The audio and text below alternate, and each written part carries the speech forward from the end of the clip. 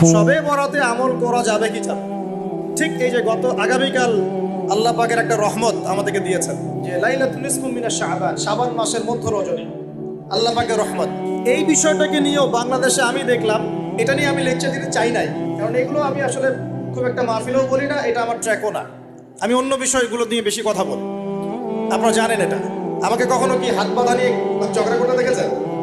আমার লেকচারে কখনো আমিন জোরে আসতে নিয়ে কথা বলতে দেখেছেন? আমি মনে করি উম্মার এই ফিতনাময় অবস্থায় এই বিষয়গুলো চেয়ে বেশি ইম্পর্টেন্ট আমাদের আকীদা ঠিক আছে কিনা, আমরা তাওহীদপন্থী কিনা, আমরা সুন্নাত ঠিক আছে কিনা, আমলে বেদাত ঢুকছে কিনা, আমরা হালাল খাই কিনা, সুদ থেকে দূরে থাকতে পারছি কিনা, সমসাময়িক এই বিশ্ব সম্পর্কে সচেতন কিনা, মুসলিম উম্মার বিরুদ্ধে যারা চক্রান্ত ষড়যন্ত্র করছে ওদের ব্যাপারে আমরা সচেতন কিনা, শেষ জামানাকে আমরা ডিল করতে পারবো। বড় বড় বিষয়গুলোকে ফোকাস না করে আমরা যখন ছোটখাটো বিষয় নিয়ে মারামারি করতে থাকি, আস্তে আস্তে আমাদের মধ্যে ঐক্য সংহতি নষ্ট হয়, দলে দলে উম্মা বিভক্ত হয়ে যায়। ঠিক এই যে এই ইস্যুটাকে নিয়েও কথা বলতে শেষে বাধ্য হচ্ছে, কারণ দেখলাম অনলাইন অফলাইনে দুইটা দল দুটাই চরমপন্থী। একদল অতিরিক্ত বাড়াবাড়ি, একটা অতিরিক্ত ছাড়াছাড়ি, বাড়াবাড়ি আর ছাড়াছাড়ি। একটা অতিরিক্ত বাড়াবাড়ি, সে একদম শবে বরাতকে মনে হয় লাইলাতুল কদরের উপরে নিয়ে যাচ্ছে আর কি। লাইলাতুল নিসফু মিনাশ শাবানকে কোনো কোনো ক্ষেত্রে বাড়াবাড়ি পন্থীরা একদম লাইলাতুল কদরের উপরে নিয়ে চলে যাচ্ছে। আর ছাড়াছাড়ি যারা, তারা বলছে এই রাত্রে কোনো কিছুই করা যাবে না। দুইটাই চরমপন্থী, বুঝতে পারছেন না মনে কথা। একদল এটাকে নিয়ে এত বেশি বাড়াবাড়ি করছে যে এটাকে একদম লাইলাতুল কদরের উপরে নিয়ে চলে যাচ্ছে। আরেক দল দেখা যাচ্ছে এটাকে এমনভাবে পরিত্যাগ করছে না, এই যে কিছুই করা যাবে না, একদম কোনো ফজিলতি নাই। এখন আসলে মধ্যম পন্থা কি, মাঝখানে আমরা কি করবো তাও জানার দরকার আছে কি নাই? অনেক হাদিসের অনেক আলোচনা, প্রায় 40-50 পৃষ্ঠার বই, সব আলোচনা তো মাহফিলে করা সম্ভব না। আমি সারমর্মটুকু বলি। সারমর্ম কি? হাদিসের শবে বরাত নামে কোনো শব্দ নাই, এক নাম্বার কথা। কি নাই ভাই? শবে বরাত নামে কোনো শব্দ নেই, আছে লাইলাতুন নিসফু মিনাশ শাবান, শাবান মাসের মধ্য রজনী। শাবান মাসের মধ্য রজনী। শাবান মাস কি? উত্তর, নবী সাল্লাল্লাহু আলাইহি ওয়াসাল্লাম রমজান মাসের পর যে মাসে রোজা রাখতে বেশি গুরুত্ব দিয়েছেন তার নাম শাবান। আমার সাথে বলেন, শাবান মাস কি? নবী সাল্লাল্লাহু আলাইহি ওয়াসাল্লাম রমজানের পরে যে মাসে রোজা রাখতে খুব বেশি গুরুত্ব দিয়েছেন তার নাম শাবান। আয়েশা রাদিয়াল্লাহু আনহা তিনি বলতেন যে শাবান মাস আসলে নবী সাল্লাল্লাহু আলাইহি ওয়াসাল্লাম এত বেশি বেশি রোজা রাখতেন যে মনে হতো তিনি রোজা ছাড়বেনই না, সারা মাস রেখে ফেলবেন। বেশি থেকে বেশি রোজা রাখতেন শাবান মাসে। প্রশ্ন হচ্ছে কেন? উত্তর, এমনিতে এই মাসটা বরকতময় এবং এই মাসে আল্লাহ পাক তার রহমতে বিপুল সংখ্যক মানুষকে জাহান্নাম থেকে মুক্তি দান করেন। সুবহানাল্লাহ। নবী সাল্লাল্লাহু আলাইহি ওয়াসাল্লাম এই মাসকে তাজিম করতেন। এই মাসের সম্মানার্থে, এই মাসে আল্লাহর রহমত বরকতের স্বার্থে নবী করিম সাল্লাল্লাহু আলাইহি ওয়াসাল্লাম এই মাসে বেশি বেশি রোজা রেখেছেন। সুন্নত কি শিখলাম? শাবান মাসে বেশি বেশি রোজা রাখা সুন্নত। একটা কি পেলাম ভাই? শাবান মাসে বেশি বেশি রোজা রাখা সুন্নত। আপনি যদি মুকিম হন, শরীর সুস্থ থাকে, মুসাফির না, আপনার সুস্থতা আছে, সব ঠিক আছে, আপনি চেষ্টা করবেন এই মাসে বেশি বেশি রোজা রাখা। পারা যাবে ইনশাআল্লাহ। এটা নবীর সুন্নত হবে। আরেকটা হাদিস মাথায় নিয়ে নেন, আজকে সারা ওয়াজ ভুলে গেলে এই ওয়াজটা ভুলেন না। কি হাদিস? নবীজি বলছেন, তোমাদের সামনে, হে আমার সাহাবীরা, তোমাদের সামনে এমন একটা যুগ আসছে, ওই যুগে আমার সুন্নতকে ধরে রাখাটা হাতের মধ্যে আগুন ধরে রাখার মতো। আমি অনেকদিন এই লেকচারে এই হাদিসটা বলেছি। তোমাদের সামনে এমন একটা কঠিন যুগ আসছে, জামানা সবরিন, সবরের যুগ, কঠিন যুগ। ওই যুগে ঈমান ধরে রাখা, আমার সুন্নতের উপর থাকা, হাতে আগুন ধরে রাখার মতো হবে। ওই যুগে যদি তোমরা আমার একটা সুন্নতকে জীবিত করতে পারো, সমাজে একটা সুন্নত মরে গেছে, ওটাকে আবার জীবিত করতে পারো, তাহলে 50 জন শহীদ সাহাবীর নেকি পাবে। আচ্ছা বুঝলেন? শুধু নেকি না, আপনি 50 জন শহীদ সাহাবীর নেকি পাবেন যখন চলমান সমাজে একটা সুন্নত মিটে গেছে, নাই, মানুষ আমল করছে না, কিন্তু আপনি সেটাকে জীবিত করলেন। পারা যাবে ইনশাআল্লাহ। একটা দেখাচ্ছি, যেমন সাহাবীদের যুগে মানুষ মসজিদে ঢুকলে কি করতো জানেন? আগে 2 রাকাত নামাজ পড়তো। কি করতো? মসজিদে ঢুকেই, ওযু অবস্থায় মসজিদে ঢুকেই তারা বসতেন না। আগে 2 রাকাত নামাজ পড়তেন, দুখুলুল মসজিদ বা তাহিয়াতুল মসজিদ, তারপরে বসতেন। আর নবীজি বলেছেন কিয়ামতের আগে আগে এই দুখুলুল মসজিদ, তাহিয়াতুল মসজিদ, এই নামাজটা উঠে যাবে।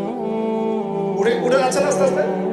মসজিদে ঢুকলে মানুষ ধাপ করে বসে পড়ে, তাই না? মানুষ ভুলেই গেছে এটা সুন্নত। এখন আপনি যদি এই সুন্নতটাকে আবার জীবিত করতে পারেন, ইনশাল্লাহ 50 জন শহীদ সাহাবী নেকি পাবেন। সমাজে এখন দাড়ি শেভ করা ফ্যাশন হয়ে গেছে, বুঝছে না? অনেকে শেভ না করলে চাকরি দেয় না। শেভ না করলে কি হয় না? চাকরি পাওয়া যায় না। স্কুলে তো না, কলেজে গিয়ে পড়তে গেলে ক্লাস করতে দেয় না। দাঁড়িয়ে আসে, যাও সব করে আসো, তাই বলে। এখন সমাজ চলছে উল্টা। এখন যদি আপনি নবীর সুন্নতকে আবার জীবিত করতে পারেন, 50 জন শহীদ সাহাবী নেকি পাবেন। রাতে ঘুমানোর সময় একটা সুন্নত আছে, 33 বার সুবহানাল্লাহ, 33 বার আলহামদুলিল্লাহ, 34 বার কি আল্লাহু আকবার। বহু মানুষই পড়ে না। আপনি যদি পড়তে পারেন, ইনশাআল্লাহ আল্লাহ পাক আপনাকে রেখে দিবেন। সমাজের বহু মানুষ চুল একদম এখন মেসি রোনাল্ডো কাট, তাই না? মেসি কাট আর রোনাল্ডো কাট। আর আমি সিলেট অঞ্চলে দেখে আসছি একদম লন্ডন কাট, 2 পাশ ছিলে মাঝখানে চুল। লন্ডন থেকে শিখে আসছি। এখন চুলেরও কিন্তু সুন্নত আছে, আছে কি নাই? দাড়ির যেমন সুন্নত আছে, চুলের সুন্নত নাই। একদম সামন পিছন সমান করতে পারেন, অথবা যদি চুল নাই থাকে তাহলে চুল মাথা মুন্ডন করেও রাখতে পারেন। অনেক সাহাবীর মাথা মুন্ডিত ছিল। আবার অথবা কানের লতি পর্যন্ত বা কাঁধ বাবড়ি রাখতে পারেন। এটা চুলের সুন্নত হলো কিনা? এখন সমাজের সব মানুষ এই সুন্নতটাকে ভুলে গেছে। আপনি সুন্নত মনে করে রেখেছেন, ইনশাল্লাহ আপনি নেকি পাবেন ইনশাল্লাহ। এরকম অগণিত সুন্নত আছে, অগণিত, যেগুলো আমাদের সমাজ থেকে আস্তে আস্তে উঠে যাচ্ছে। আমি খুব দুঃখের সাথে বলছি, অনেক মসজিদে ফরজ নামাজ পড়ার পরে আমরা কি করি? একটা মোনাজাত করি, আল্লাহুম্মা আমিন বিরহমাতিকা ইয়া আরহামার রাহিম, ব্যাস উঠে চলে গেলাম, তাই না? উঠে চলে যায় না? তারপর স্যান্ডেল নিয়ে বাইরে চলে গেল। অথচ সালাম ফিরানোর পরে একবার বলতে হয় আল্লাহু আকবার। কি বলতে হয়? 3 বার বলতে হয় আস্তাগফিরুল্লাহ আস্তাগফিরুল্লাহ আস্তাগফিরুল্লাহ।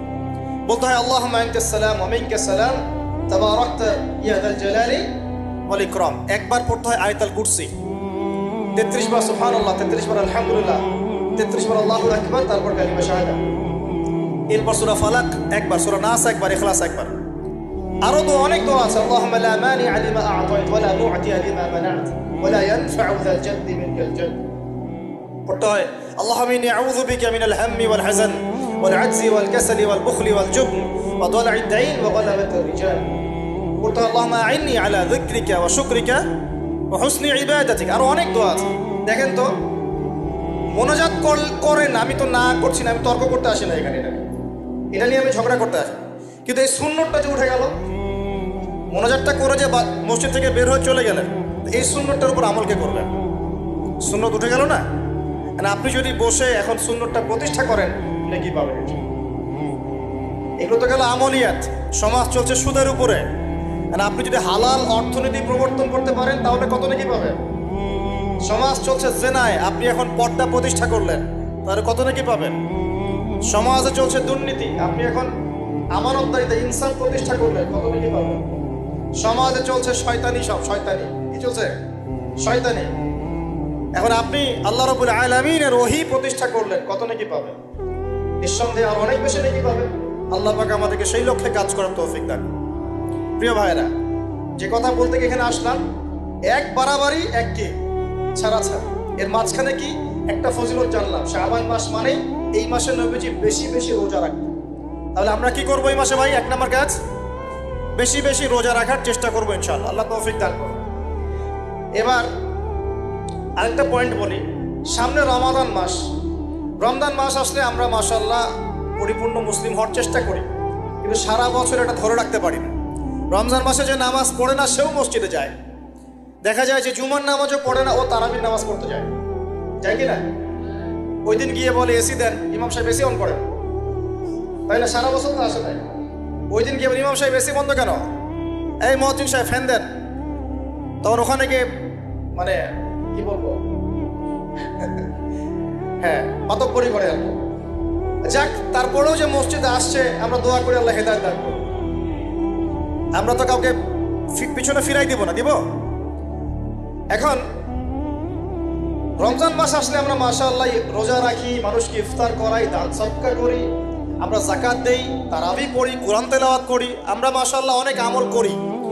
এই আমলগুলো কি একবারে ধাপাস করে ধরে ফেলা সম্ভব না? একটা আস্তে আস্তে ট্রেনিং প্রসেস লাগে। একটা ফ্যান চালু করলে ফ্যানটা কি শুরুতেই ধাপাস করে ঘুরতে শুরু করবে, নাকি আস্তে স্লোলি সে মোমেন্টাম ধরবে? কোনটা? আস্তে আস্তে সে গতি পাবে না, ধীরে ধীরে গতি পাবে। ঠিক শাবান মাসে এত বেশি রোজা রাখা, ইবাদত করার অর্থ কি? যাতে রমজান মাসে আপনি পরিপূর্ণ ইবাদত করতে পারেন। বুঝতে পারছেন কথা? রমজানে গিয়ে তো শুরুতেই সব ইবাদত ধরে ফেলা সম্ভব হবে না। মনে করেন আগামীকাল পহেলা রমাজান, আজকে থেকে আপনি সব ইবাদত একসাথে করতে পারবেন? তখন কি আপনি বেগ পেতে হবে। কিন্তু একটা মাস আগে থেকে যদি ট্রেনিং নেন, ইনশাআল্লাহ রমজান মাসে ইজি হয়ে যাবে। এটা একটা কারণ নবী সাল্লাল্লাহু আলাইহি ওয়াসাল্লাম শাবান মাসে বেশি বেশি রোজা রাখতেন, আমল করতেন। আল্লাহ পাক আমাদের সবাইকে শাবান মাসে বেশি বেশি আমল করার তৌফিক দান করুন, যাতে রমজান মাসে গিয়ে আমরা সুবিধা পাই, রমজান মাসের হকটা আদায় করতে পারি। এবার এই মাসে নবী সাল্লাল্লাহু আলাইহি ওয়াসাল্লাম কি বলেছেন একটা হাদিস থেকে আগে বুঝি। এই হাদিসটা সহ অনেক হাদিসে এই একই রকম কথা এসেছে এবং এই হাদিসটা বিশুদ্ধ। এটাকে অস্বীকার করলে হাদিস অস্বীকারী হয়ে যাবে। বাড়াবাড়ি গ্রুপ, ছাড়াছাড়ি গ্রুপ, উভয়ের জন্যই নসিহত। নবী সাল্লাল্লাহু আলাইহি ওয়াসাল্লাম বলেছেন, ইন্নাল্লাহ তাআলা, নিশ্চয় আল্লাহ রাব্বুল আলামিন, লা ইয়াত্তালিউ ফি লাইলাতিন নিসফি মিন শাবান, শাবান মাসের মধ্য রজনীতে আল্লাহ রাব্বুল আলামিন তার রহমতের দৃষ্টি প্রশস্ত করেন। সুবহানাল্লাহ। আল্লাহ পাক শবে বরাত মানে আমরা যেটা বুঝি প্রচলিত অর্থে, লাইলাতুন নিসফু মিন শাবান, শাবান মাসের মধ্য রজনী, যে 15 শাবানের এই যে রজনী, এই রাতে আল্লাহ রাব্বুল আলামিন তার সৃষ্টির দিকে তার রহমতের দৃষ্টিটা প্রশস্ত করে দেখেন, প্রশস্ত করেন। এবং ওয়াগফিরু লিজামিই খালকিহি, আল্লাহ পাক তার সমস্ত সৃষ্টিকে মাফ করে দেন। আল্লাহ পাক কি করেন? তার সমস্ত সৃষ্টিকে কি করেন? মাফ করে দেন। কথাটা ভালো করে বোঝেন। আল্লাহ পাক তার সমস্ত সৃষ্টিকে মাফ করে দেন, ইল্লা, তাদেরকে ব্যতীত।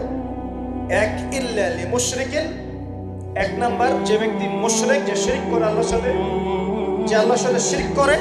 আর দুই, মুশাহিনিন, যে ব্যক্তি অন্তরে মানুষের সাথে বিদ্বেষ পোষণ করে, হিংসা বিদ্বেষ মনে আছে এরকম ব্যক্তি, এবং মনের মধ্যে শিরক আছে, শিরকি আকীদা, মুশরিক, এই দুই শ্রেণীর মানুষ ছাড়া আল্লাহ পাক সমস্ত মানুষকে মাফ করে দিয়েছেন।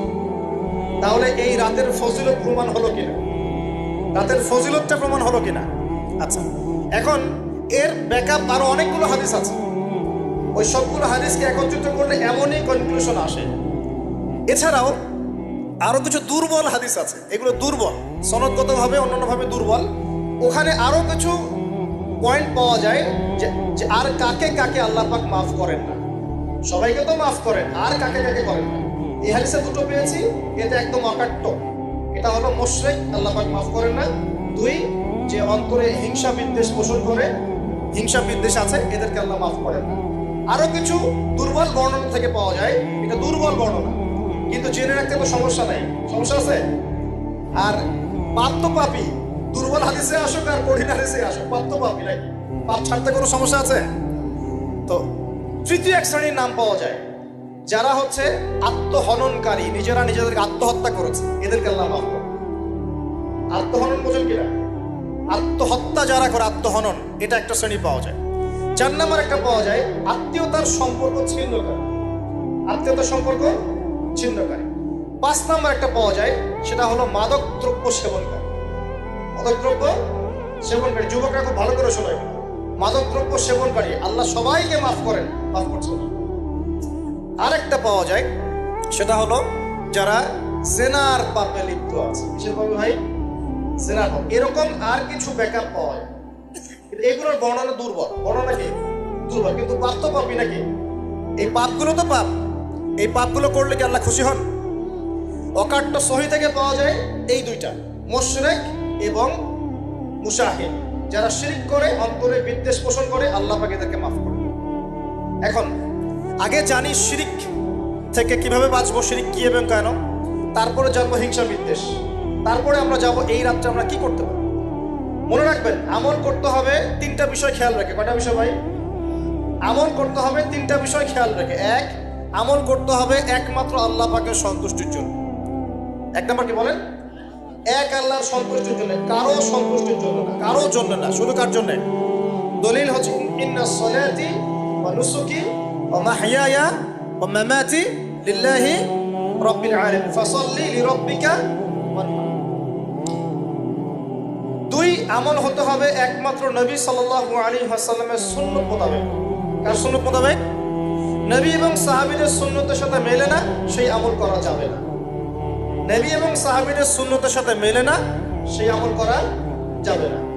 তিন নাম, আমলটা যত সুন্দরী মনে হোক, আমলটা যত সুন্দরী মনে হোক আর যত মানুষই করুক, যত মজাদার মনে হোক না কেন, নবী করেন নাই, সাহাবীদের থেকে প্রমাণ নাই, আমল করবো না। করলে বেদাত হয়ে যাবে। কি হবে? বেদাত হয়ে যাবে। আর তিন নাম্বার হচ্ছে, আমলগুলো করার আগে অবশ্যই আপনার রিজিকটাকে হালাল করতে হবে। কি করতে হবে ভাই? ব্যাস এই তিনটা শর্ত পূরণ করে আমল করলে ইনশাআল্লাহ তাআলা আমরা জান্নাতে যাবো। ইনশাআল্লাহ আমরা আশাবাদী আল্লাহ পাক আমাদেরকে জান্নাত দিবেন ইনশাআল্লাহ।